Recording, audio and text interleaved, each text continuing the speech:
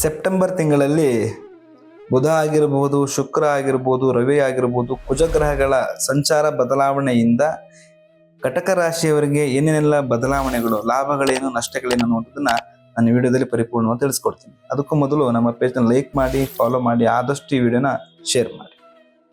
ವೀಕ್ಷಕರೇ, ಕಟಕ ರಾಶಿಯವರ ಸೆಪ್ಟೆಂಬರ್ ತಿಂಗಳ ಉದ್ಯೋಗ ಮತ್ತು ವ್ಯಾಪಾರ ವಿಚಾರ ಅಂತ ಬಂದಾಗ ಜನ್ಮ ರಾಶಿಯಲ್ಲಿ ಗುರು ಇರೋದ್ರಿಂದ ಹೊಸ ಜವಾಬ್ದಾರಿಗಳು, ಪ್ರಮೋಷನ್ಗಳಾಗುವಂಥದ್ದು, ಕೆಲಸದಲ್ಲಿ ನಿಮಗೆ ಒಂದು ರೆಕಗ್ನೈಸ್ ಸಿಗ್ತಕ್ಕಂಥದ್ದಾಗಿರ್ಬೋದು, ಹೊಸ ಸಂಸ್ಥೆಗಳಲ್ಲಿ ನಿಮಗೆ ಜಾಬ್ ಆಗುವಂಥದ್ದಾಗಿರ್ಬೋದು, ಅಧಿಕಾರಿಗಳ ಬೆಂಬಲ ಸಿಗುವಂಥದ್ದಾಗಿರ್ಬೋದು, ಸ್ವಂತ ನಿರ್ಧಾರಗಳನ್ನು ತೆಗೆದುಕೊಳ್ಳುವಂತಕ್ಕಂಥ ಅವಕಾಶಗಳು ನಿಮಗೆ ಈ ತಿಂಗಳಲ್ಲಿ ಲಭಿಸುವಂಥದ್ದು.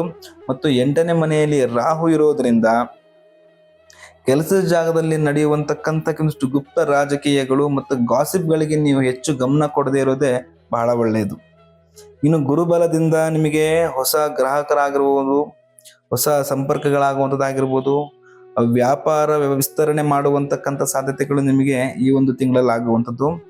8ನೇ ರಾಹು ಅಂದ್ರೆ 8ನೇ ಮನೆಯಲ್ಲಿ ರಾಹು ಇರೋದ್ರಿಂದ ಪಾಲುದಾರರ ಹಣ, ಸಾಲ, ತೆರಿಗೆ, ಡಾಕ್ಯುಮೆಂಟೇಶನ್ ಆಗಿರ್ಬೋದು, ಇನ್ವೆಸ್ಟ್ಮೆಂಟ್ ಆಗಿರ್ಬೋದು, ವಿಮೆ ಆಗಿರ್ಬೋದು, ಬ್ಯಾಂಕ್ ವ್ಯವಹಾರ, ಈ ಕ್ಷೇತ್ರಗಳಲ್ಲಿ ದಯವಿಟ್ಟು ತಪ್ಪು ಹೆಜ್ಜೆಗಳನ್ನು ಇಡಬೇಡಿ, ಅದರ ಮೇಲೆ ಗಮನ ಇರಲಿ.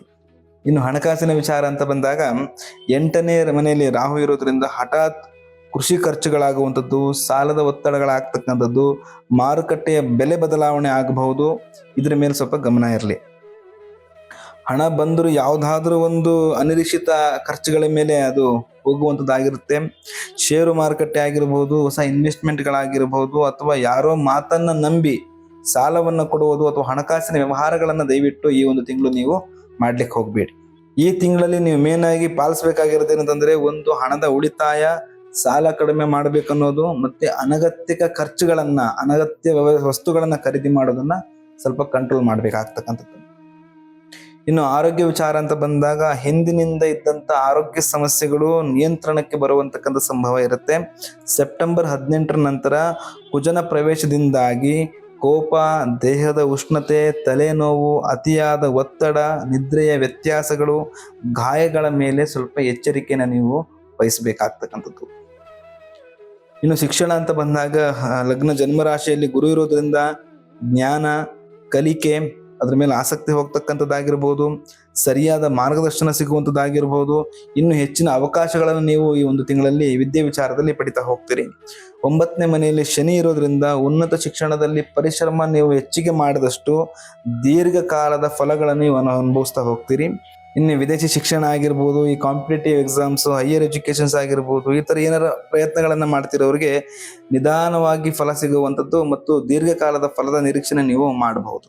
ಇನ್ನು ಕುಟುಂಬ ಮತ್ತು ಪ್ರೇಮ ವಿಚಾರ ಅಂತ ಬಂದಾಗ 2ನೇ ಮನೆಯಲ್ಲಿ ಕೇತು ಸಮಾಗಮ ಆಗಿರೋದ್ರಿಂದ ಮಾತಿನ ತಪ್ಪು ಅರ್ಥಗಳನ್ನ ಕಂಡುಹಿಡಿಯುವಂಥದ್ದಾಗಿರ್ಬೋದು, ಕುಟುಂಬದವರೊಡನೆ ಸ್ವಲ್ಪ ದೂರವಾಗಿದ್ದೀನಿ ಅನ್ನುವಂತಕ್ಕಂಥ ಭಾವನೆಗಳು ಬರುವಂಥದ್ದಾಗಿರ್ಬೋದು, ಹಣದ ವಿಚಾರದಲ್ಲಿ ಚರ್ಚೆಗಳಾಗುವಂತಕ್ಕಂಥ ಸಾಧ್ಯತೆ ಇರುತ್ತೆ. ಬಟ್ ಈ ಒಂದು ತಿಂಗಳು ಕುಟುಂಬದಲ್ಲಿ ಸ್ವಲ್ಪ ಎಚ್ಚರಿಕೆಯಿಂದ ಮಾತಾಡೋದು ಬಹಳ ಉತ್ತಮ. ಇನ್ನು ಕುಜಗ್ರಹ ಕಟಕ ರಾಶಿಯನ್ನ ಪ್ರವೇಶ ಆದಂಥ ಸಂದರ್ಭದಲ್ಲಿ ಸ್ವಲ್ಪ ನೀವು ಬಹಳ ಮುಖ್ಯವಾಗಿ ಕೋಪವನ್ನ ಕಂಟ್ರೋಲ್ ಮಾಡೋದು ಬಹಳ ಮುಖ್ಯ. ಯಾಕಂತಂದ್ರೆ ಕಟಕ ರಾಶಿಗೆ ಕುಜ ಬಂದು ಅತಿ ನೀಚ ಗ್ರಹ ಆಗಿರೋದ್ರಿಂದ ಬರೀ ನೆಗೆಟಿವ್ ಅಂಶಗಳನ್ನ ನೀವು ಜಾಸ್ತಿ ಕಂಡುಕೊಳ್ಬಹುದು. ಮತ್ತೆ ರಾಹು 8ನೇ ಮನೆ ಇರೋದ್ರಿಂದ ಸಂಬಂಧದಲ್ಲಿ ಅನುಮಾನ, ಅತಿಯಾದ ಪ್ರಶ್ನೆಗಳನ್ನ ಮಾಡತಕ್ಕಂಥದ್ದು, ಗುಪ್ತ ವಿಚಾರಗಳನ್ನ ಹುಡುಕ್ತಾ ಹೋಗಿ ಸಮಸ್ಯೆಗಳನ್ನ ಮೈಮೇಲೆ ಎಳ್ಕೊಳ್ಳುವಂಥದ್ದು, ಇದು ಸಂಭವ ಜಾಸ್ತಿ ಇರುತ್ತೆ. ಇನ್ನು ಭೂಮಿ ವಿಚಾರದಲ್ಲಿ, ಆಸ್ತಿ ಪಾಸ್ತಿ ಖರೀದಿಯಲ್ಲಿ ಈ ತಿಂಗಳ ನಂತರವಾಗಿ 2ನೇ ಭಾಗದಿಂದ ಯಾವುದೇ ತರ ವ್ಯವಹಾರಗಳನ್ನ ಮಾಡ್ಲಿಕ್ಕೆ ಹೋಗ್ಬೇಡಿ. ಇನ್ನು ಪರಿಹಾರ ಅಂತ ಬಂದಾಗ ಓಂ ಗ್ರಂ ಗ್ರೀಂ ಗ್ರೋಂ ಸಹ ಗುರವೇ ನಮಃ ಅನ್ನುವಂತಕ್ಕಂಥ ಈ ಗುರುಮಂತ್ರವನ್ನ ನಿತ್ಯ 108 ಬಾರಿ ಪಾರಾಯಣ ಮಾಡ್ತಾ ಬನ್ನಿ. ಹನುಮಾನ್ ಚಾಲಿಸವನ್ನ ಪಠಣೆ ಮಾಡಿ, ಅಥವಾ ಓಂ ಹನುಮತೆಯೇ ನಮಃ ಅನ್ನುವಂತಕ್ಕಂಥ ನಾಮ ಮಂತ್ರವನ್ನು ಜಪ ಮಾಡ್ತಾ ಬನ್ನಿ. ಧನಿಷ್ಠ ನಕ್ಷತ್ರ ಇರುವಂತಹ ದಿನ ಕಡಲೆಕಾಳನ್ನ ದಾನ ಮಾಡಿ ಉತ್ತಮ ಫಲವನ್ನ ನೀವು ಪಡಿತೀರಿ. ಈ ಒಂದು ವಿಡಿಯೋ ನಿಮಗೆ ಇಷ್ಟ ಆಗಿದೆ ಅಂತ ನಾನು ಭಾವಿಸ್ತೇನೆ. ಇನ್ನೂ ಹೆಚ್ಚಿನ ಮಾಹಿತಿಗಳು ನಿಮಗೆ ಬೇಕಾದಲ್ಲಿ ಸ್ಕ್ರೀನ್ ಕಾಣ್ತಿರತಕ್ಕಂಥ ನಂಬರ್ಗೆ ಕರೆ ಮಾಡಿ. ಧನ್ಯವಾದಗಳು.